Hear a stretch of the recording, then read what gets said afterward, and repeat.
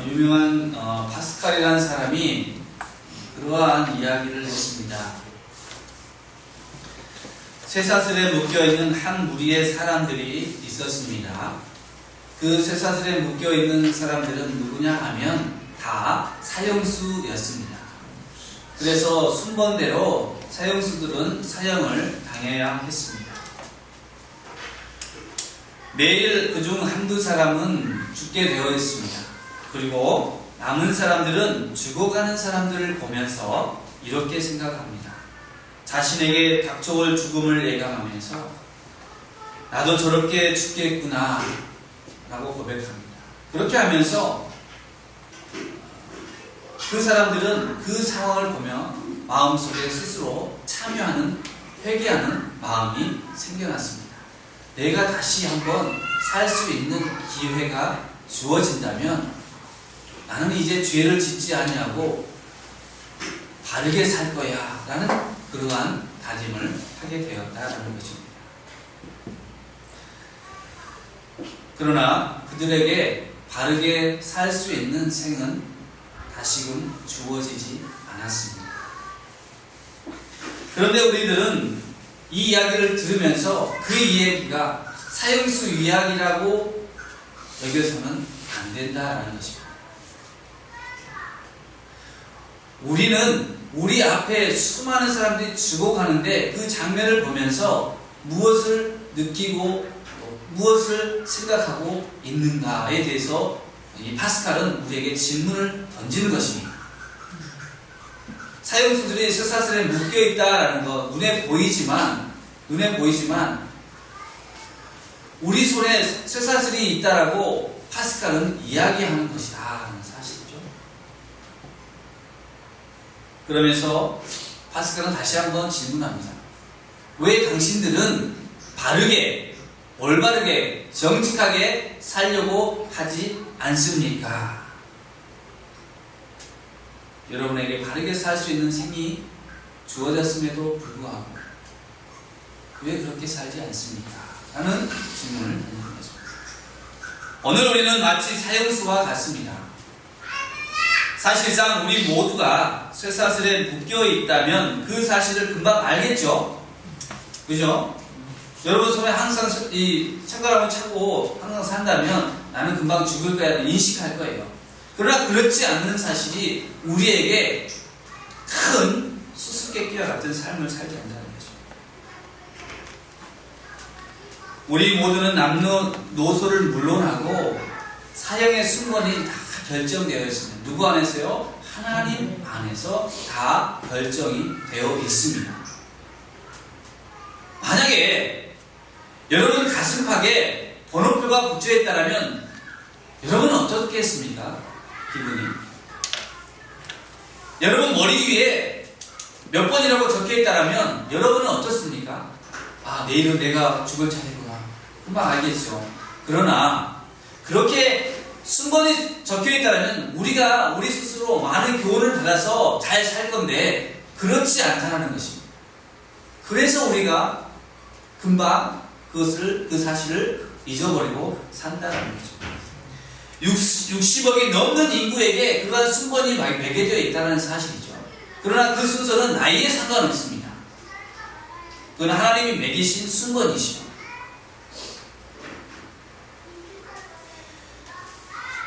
하나의 모순이 있다면 우리가 줄을 서서 살지는 않는다는 것이죠. 60억 명이 줄을 서서 순서를 기다리고 있다면 우리는 금방이라도 사형수들처럼 파스칼이 말했던 그 사형수들처럼 내가 한번 다시 바르게 살 수 있는 생이 주어진다면 그렇게 생각할 겁니다. 누구에게나 죽음이 기다리고 있다라는 그 사실을 여러분 명심하십시오. 잊지 마십시오. 오늘도 우리가 읽었던 본문 가운데에 이 나사로가 죽었습니다. 그의 순번이 다 돼서 죽었다는 것입니다. 그런데 사람들은 습관대로 죽은 사람을 장례를 치르고 슬퍼하고 있었습니다. 유일하게 인간만이 죽은 사람들을 슬퍼하고 그리고 가족들을 위로하고 하는 장례 문화가 있다라는 것입니다. 장례식은 참으로 유가족뿐만 아니라 많은 사람들에게 슬픔을 주는 일이죠. 그래서 유대인들은 오늘 본문에는 나오지 않았지만 곡하는 부녀를 사다가 장례식장 앞에서 울게 합니다. 참 특이한 문화죠. 우리나라는 그러한 사람이 없잖아요, 그죠? 그러나 유대인들은 이 곡하는 부녀가 있습니다. 아내자들이 있어요. 그래서 이 사람들이 돈 주고 사면 장례식장에서 계속해서 우는 것입니다. 흐느껴서 울고 통곡하면서 우는. 왜요? 여기에 장례식이 있다라고 그렇게 이야기. 우리나라는 장례식을 어떻게 하면 금방 알 수 있습니까? 요즘에는 장례식장에 하지만 예전에는 골목마다 무엇을 달아놨잖아요, 그죠? 상에 있다라고 달아놨습니다. 그것을 보고 이제 요즘은 장례가 있구나라는 것을 알게 되는 것이죠. 그만큼 우리 인생에서 죽음이라는 것이 우리에게 많은 교훈을 주지만 죽음을 우리가 당장 생각하지 않고 잊어버리고 저 구석에다 쳐박고 그냥 먼지가 쌓이든 말든 그냥 그렇게 살고 있다는 것이죠. 사실상 예수님께서도요, 십자가에 달려있을 때 죽음을 앞에 둘 때에 많은 여인들이 찾아와서 그곳에서 흐느끼고 울었습니다. 예수님과 헤어지기 싫어서, 예수님 이대로 죽어서는 안 됩니다 라고 그렇게 흐느끼며 예수님의 그 아픔을 이렇게 위로하였죠. 그때 예수님께서 그 아내들에게 간곡하게 이야기합니다. 나를 위해서 울지 말고 너희 자녀들을 위해서, 너희 자신들을 위해서 스스로 울라라고 그렇게 말씀해 주셨습니다. 그렇습니다, 여러분. 그 여인들은 무엇을 위해서 우는지, 왜 우는지 정확하게 몰랐다라는 것입니다. 예수님께서는 왜 울어야 되는지 그 이유를 알았죠. 오늘 이 예수님과 나사로, 죽은 나사로의 이야기 가운데, 긴 스토리 가운데 보면요, 예수님께서 마음에 비통하시고 그리고 예수님께서 눈물을 보이시는 장면이 나옵니다. 그런데 예수님께서 왜 우셨는가? 그것은요, 죽은 나사로가 불쌍해서가 아니고, 그리고 그 무지한 유대인들 때문에 예수님께서 우신 게 아니고, 이 세상에 이 사단으로 말미암아 죄를 짓고 그 죽음이 들어와서 그 사망이 주인 노릇하고 있는 그 장면이 참으로 분통하고 비통하고 분노해서 그 마음 가운데에 눈물이 눈으로부터 이렇게 주르륵 흘러났다는 사실입니다. 예수님은요, 죽은 사람을 놓고 슬퍼하는 것이 아니라 죽음이 들어온 그 원인부터 예수님께서는 알고 계셨기 때문에 그 사실이 너무나 가슴 아팠다라는 것입니다. 예수님은 그 죽음 때문에 이 땅에 오신 것이죠. 예수님께서 이 죽은 나사로의 죽음을 몰랐을까요? 아니요, 이미 알았다라고 성경은 이야기합니다. 예수님께서 병든 나사로를 두고 예수님께서 하실 일을 찾아서 가셨어요. 고쳐주지 않고 가셨다라는 거죠. 참 특이하죠. 고쳐줄 수도 있는데 죽은 병든 나사로를 고쳐주지 않고 가셨다는 거죠. 그래서 복음을 전도하고 주님의 일을 하다가 그 죽은 나사로의 소식을 나흘이 됐어야 듣습니다.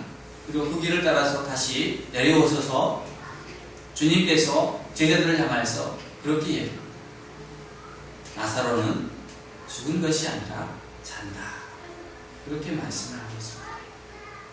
죽은 나사로가 있는 마을 동네에 와서 처음에 누구를 만납니까? 마르다를 만납니다. 그래서 오늘 우리가 읽었던 본문은 마르다를 만나서 주님과 마르다가 하는 대화입니다.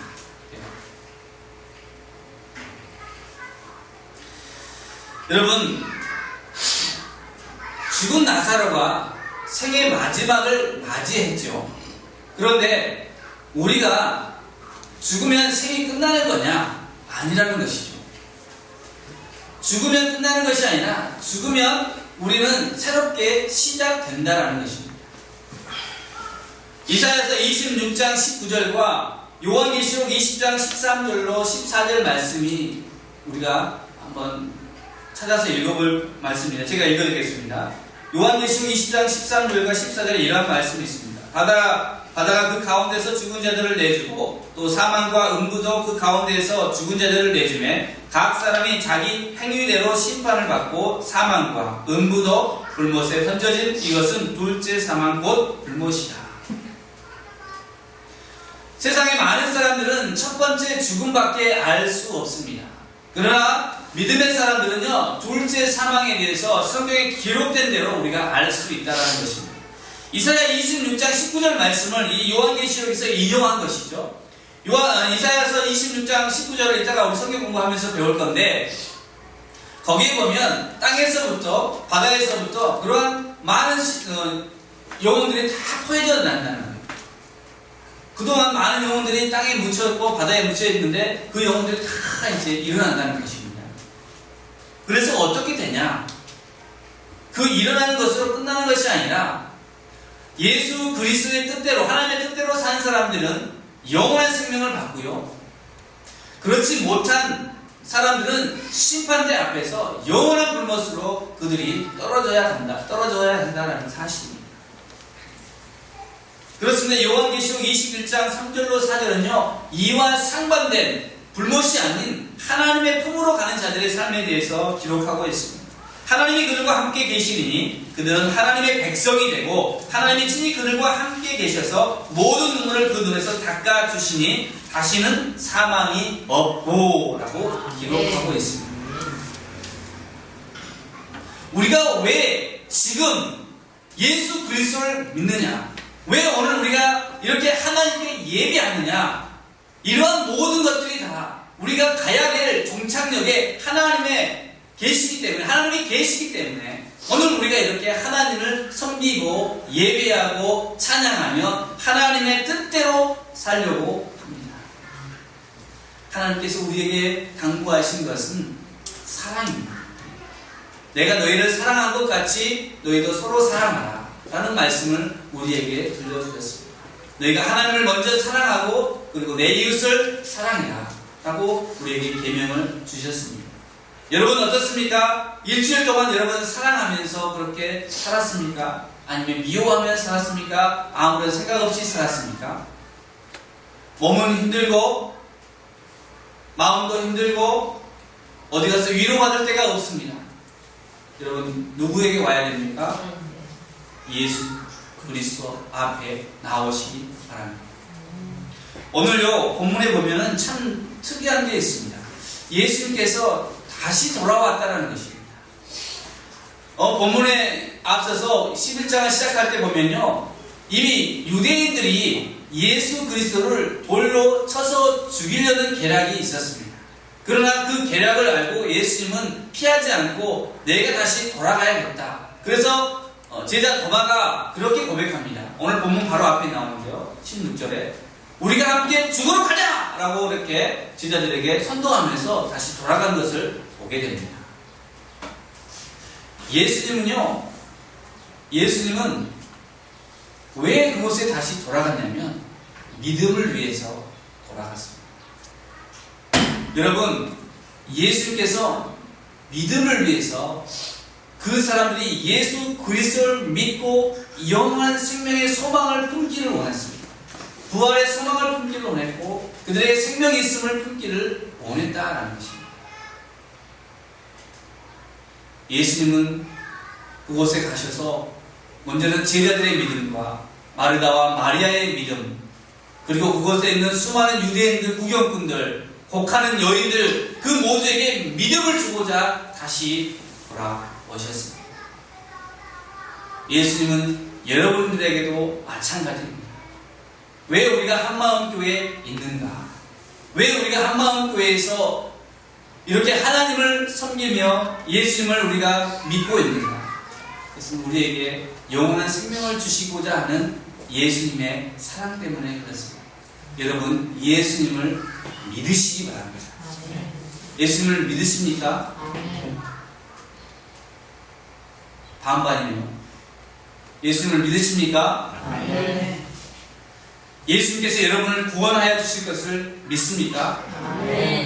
예수님께서는요, 여러분을 구원하고도 남으실 만한 권세와 능력이 있습니다. 그 사실을 믿으시기 바랍니다. 믿음이 없습니까? 예수님께 나와서 구하십시오. 예수님께서 믿음 없는 도마에게 찾아오셔서 내 손과 내 옆구리를 만져보아라. 그리고 믿음 없는 것보다 나를 믿고 네가 영원한 생명을 얻기를 원한다라고 예수님께서 말씀하셨습니다. 그러므로 여러분이 믿음이 없다라면 예수님 앞에 나와서 믿음을 구하십시오. 믿음은 여러분의 것이 아니라 예수 그리스도로부터 와야 하는 것입니다. 믿음은 모든 사람들의 것이 아닙니다. 그렇기 때문에 여러분 믿으십시오. 믿음이 없을 걸로 예수님 앞에 늘 구하시기 바랍니다. 구할 때 예수님께서 여러분에게 믿음을 주실 줄로 믿습니다. 그런데 오늘 또 반전이 있습니다. 반전이. 어떠한 반전이냐면요. 마르다와 마리아를 보면요. 이 사람들은요. 이미 예수님 안에서 예수님께서 며칠 동안 그들에게 말씀과 그리고 하나님의 나라와 그러한 것들을 가르쳤다고요. 그리고 예수님께 찾아오는 수많은 사람들을 고치시고 또 그들에게 그렇게 사랑으로 대하셨다라는 거예요.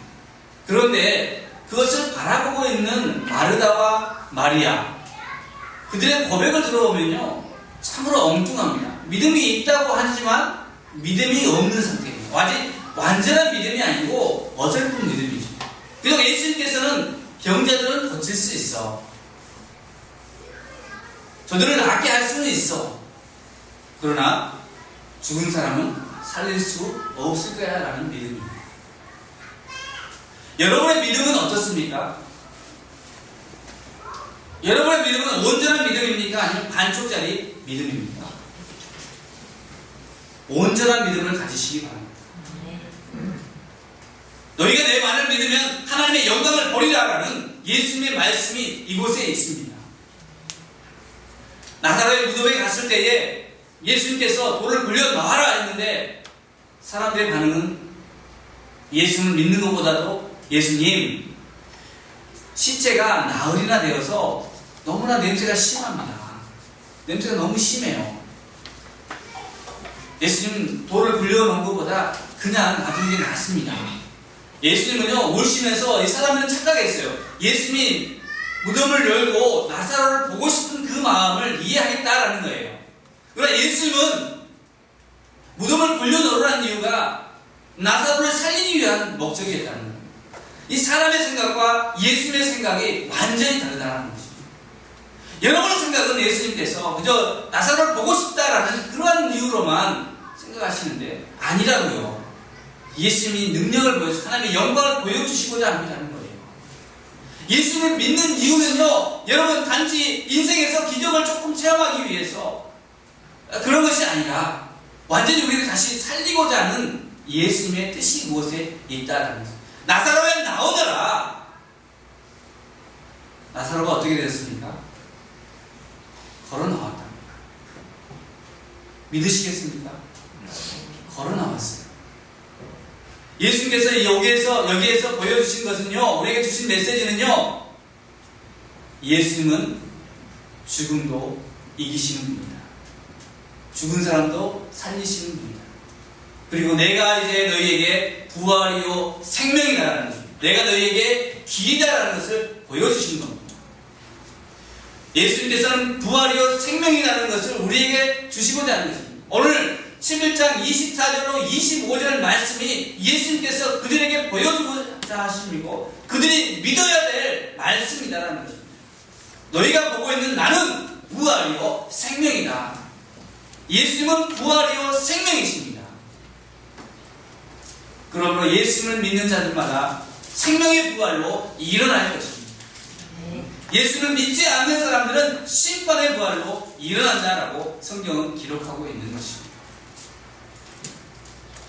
여러분, 온전한 믿음을 갖기 위해서는요, 이 부활의 신앙을 회복해야 하는 것입니다. 십자가의 신앙만으로는 부족합니다. 십자가의 신앙은 무엇입니까? 죽었다는, 내 죄를 씻었다는 것. 내 죄를 씻는 것뿐만 아니라 이제는 내 죄를 씻는 이 예수 예수 그리스도께서 마지막 날에 나에게 영원한 생명을 위해서 생명의 부활로 나를 이끌어 주실 것이다. 그러면 어떻게 하면 우리는 예수님께서 기억하는 사람이 될 것이냐? 우리 안에는 믿음입니다.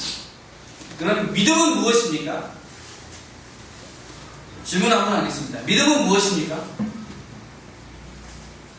그냥 무작정 믿으면 됩니까? 믿음은요, 신뢰입니다. 신뢰. 다른 말로 하자면 완전한 신뢰가 믿음인 것이죠. 그러면 어떻게 우리가 완전한 신뢰를 할 수 있을까? 그럼 우리의 마음 가운데에 내 중심에서 벗어나서 하나님 중심의 삶을 살아야 하는 것입니다. 지금까지 여러분 삶을 살면서 한 번이라도 하나님 앞에 하나님 오늘 내가 어떻게 해야 됩니까? 하나님 내가 이 물이 있는데 물을 마셔야 됩니까? 마시지 말아야 됩니까? 부터 이 사소한 일까지 하나님 앞에 물은 적이 있습니까? 하나님이 주인이라면서 여러분은 어떻게 지금 삶을 살고 있냐 이거예요. 여러분 중심 가운데에 예수님이 계신다고 고백하면서 예수를 믿는다고 고백하면서 어떻습니까? 여러분의 삶은 어떻습니까? 예수님이 있습니까? 아니면 내가 주인입니까? 예수님이 여러분의 삶의 주인 되어야 합니다. 그것이 믿음입니다. 내 마음을 찢고 내 죄를 다 하나님 앞에 회개하지 않으면요, 믿음은 시작되지 않습니다. 온전한 회개가 되지 않으면요, 믿음은 시작되지 않아요. 그저 교회에 나올 뿐이죠. 오늘 이사야서 할 건데요, 이사야서 1장에 보면요, 너희가 내 마당만 내가 너무 성가시다. 너희는 내 마당을 밟으니 내가 너무 성가셔. 오지 마! 라는 거예요. 왜요? 온전한 회개가 이루어지지 않고 온전히 하나님을 섬기지 않기 때문에 하나님께서 그렇게 고백합니다. 그런 믿음으로, 그런 자세로 오지 마. 내 마당만 밟을 뿐이야. 여러분, 한국 교회에 수많은 교회가 있어요. 교회가 있는데요, 하나님 보시기에 어떨까요? 그들의 믿음이 있어 보일까요? 하나님을 섬긴다지만 하나님 마음에 드는 사람이 몇 명이나 될까요? 여러분, 마음을 찢고 온전한 회개를 이루시고요, 그리고 그 중심에 있는 그 보좌, 여러분이 차지하고 있던 그 보좌를 내려오세요. 그리고 그곳에 예수 그리스도를 올려드리십시오. 예수님이, 이 보좌는 예수님의 것입니다. 예수님이 내 삶의 중심의 주인 되십니다. 그러한 삶을 사시기 바랍니다. 네. 헷갈리시나요? 목사님, 나는 그래도 내 뜻대로 살고 싶습니다. 목사님, 그래도 이 험악한 세상에서 어떻게 보이지 않는 주님의 의지하에서 삽니까? 난 내 생각대로, 내 눈에 보이는 대로 살고 싶습니다. 여러분, 유혹되지 마시고 미혹되지 마세요. 사단은요, 자꾸 여러분을 미혹합니다. 사단은요, 눈에 보이지 않는 것이 없다라고 합니다. 눈에 보이는 거, 그것만 쫓아가다면요, 여러분 큰일 납니다. 사망은 마치 어떻게 오냐면요, 오늘 우리 주보에 예화가 있습니다. 어느 날 토끼가 숲속에 잠을 자고 있었어요. 한참 잠을 달게 자고 있는데 나뭇가지에서 뭐가 열매가 하나 떨어졌어요. 깜짝 놀라서 이 토끼가 일어나서 막 뛰기 시작합니다. 그 옆에서 먹이를 주워 먹던 오소리가 같이 덩달아서 뛰어요. 뛰니까 이제 사슴이 뛰고, 너구리가 뛰고 여우가 뛰고 하다 보니까 사자가 뛰고 호랑이가 뛰고 코끼리가 뛰고 온 숲이 이제 아수라기 되어서 계속해서 뛰고 갑니다. 그때에 저 멀리서 그것을 보고 있던 독수리가 날개를 쫙 펴고 더 이상 가면 안 돼, 멈춰! 라고 이렇게 외쳤습니다. 그래서 동무들이 멈췄을까요? 아니, 멈추지 않고 계속 그랬습니다. 거기는 낭떠러지야! 라고 했는데 이미 다 떨어져 죽어버렸습니다. 이게 바로 우리의 인생입니다. 우리의 인생입니다. 우리의 뜻대로, 우리의 생각대로 그냥 아무 생각 없이 막 뛰어다가면요, 낭떠러지에 떨어져 죽을 수밖에 없는 것이 우리의 인생입니다. 멈춰라고 했을 때 멈춰서서 생각을 해보세요. 그 낭떠러지를 건널 수 있는 길이 있다고요. 넓은 길로 가면 다 낭떠러지 떨어지는데 좁은 길로 가면 그곳에 분명히 예수 그리스도라는 다리가 있다라고요. 그 다리를 건너야지 살 수 있습니다. 오늘 예수님께서는 그것을 우리에게 확실하게 보여주는 겁니다. 내가 길이요 다리다. 나를 건너가야지 하나님의 품으로 갈 수 있다라는 것입니다. 마음 가운데 여러분 예수 그리스도의 그 다리를 품으시기 바랍니다. 영혼의 눈을 떠야 합니다. 영혼의 눈을 떠야 합니다. 예수께서 우리에게 말씀하셨습니다. 너희가 깨어있으라고 말씀하셨는데 그 깨어있다는 것은 우리 육신의 이 몸이 깨어있는 것이 아니라 우리 영혼이 깨어있는 것입니다. 온전한 회개가 왜 중요한지 아십니까? 온전한 회개를 이루어야지 그때의 영혼의 눈이 띄어지는 것입니다. 여러분 믿음 생활 평생 해도요 온전한 회개가 이루어지지 않으면 영혼은 눈을 뜨지 않습니다. 영혼이 눈을 뜨지 않는 것은요 믿음 생활 한다고요? 아닙니다. 영혼의 눈을 떠야 합니다. 주님이 오실 그날에 우리는 그 영혼이 안다라는 겁니다.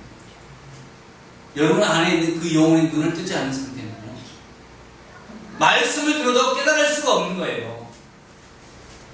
말씀을 들어도 기쁨이 없어요. 말씀을 들어도 잘하지 않습니다.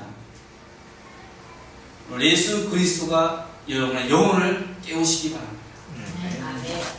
여러분 스스로 여러분 안에 있는 내 중심, 자기 중심의 삶을 내려놓고 이게 예수 그리스도를 직시하십시오. 예수님께서 여러분에게 왔습니다. 와서 무엇을 할 것이냐? 여러분에게 영원한 생명을 주시고자 하고 믿음을 주시고자 합니다. 능력 없는 여러분을 의지하지 마시고 능력이 무한하신 예수님을 의지하십시오. 그것이 바로 믿음입니다.